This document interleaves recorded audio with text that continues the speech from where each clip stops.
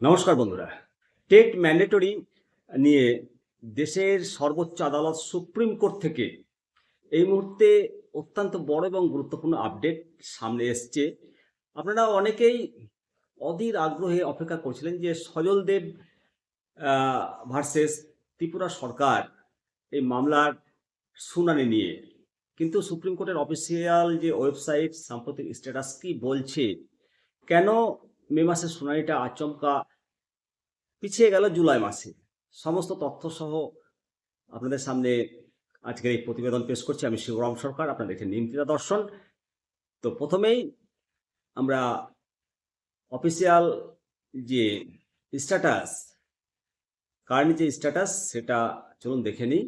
এখানে দেখুন case number 54051/2024, case number 015097/2025, মাননীয় জাস্টিস দীপঙ্কর দত্ত এবং মাননীয় জাস্টিস সতীশ চন্দ্র শর্মার এই বেঞ্চে বর্তমান status motion hearing post notice ad interim stay matters লেখা আছে এবং পরবর্তী সম্ভাব্য শুনানির তারিখ 17/7/2026।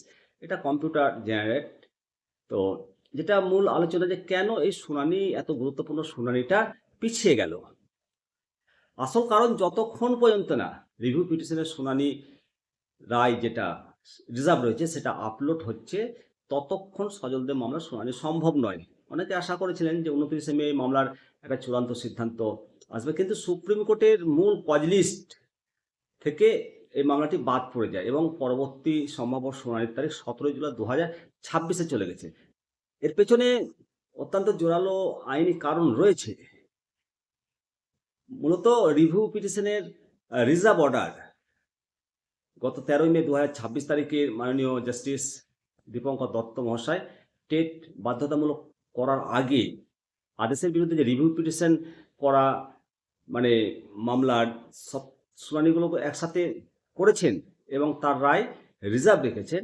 এবং বিচারপতিদের পর্যবেক্ষণ যে মামলার শুনানির সময় জাস্টিস দীপঙ্কর দত্ত মহাশয় বারবার স্পষ্ট করেছে যে টেট সংক্রান্ত মূল রিভিউ পিটিশনের ফায়সালা না হওয়া পর্যন্ত ত্রিপুরা সরকার বনাম সজল দেব মামলার শুনানি এগিয়ে নিয়ে যাওয়া সম্ভব নয়।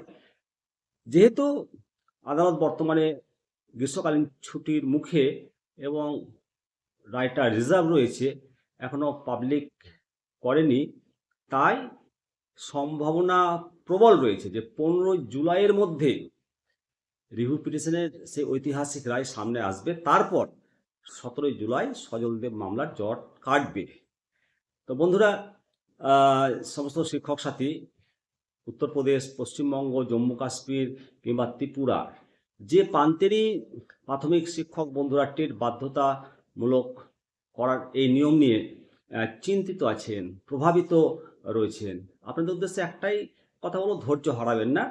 আইনের ভিত্তি আমাদের পক্ষে অত্যন্ত মজবুত। একটু দেরি হলেও শেষ পর্যন্ত ন্যায় বিচার এবং সঠিক রায় অবশ্যই আসবে।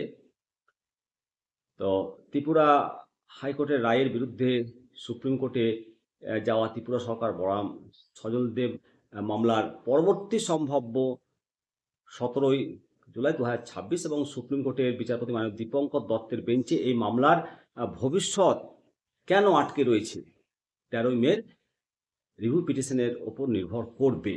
অবশ্যই আশা রাখুন, হবে জয়, দৃঢ় প্রত্যয়। আসুন সবাই মিলে একসাথে বলি, জয় হিন্দ, বন্দে মাতারাম, ভারত মাতা কি জয়।